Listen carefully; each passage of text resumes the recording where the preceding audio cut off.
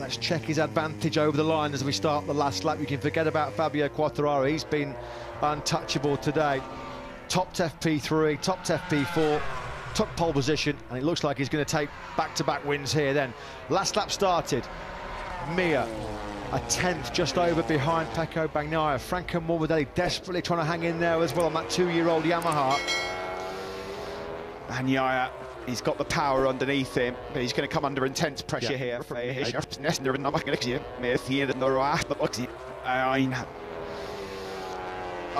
Lorius, I'm over the ending. I have still upset the other one with your phone. I've got now here, but we'll just nest.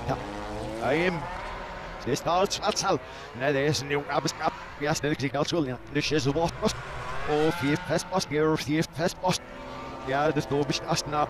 Near to your hour, talk about 5 minutes. We can all sell the parts. She was in all the words. Didn't have as a question.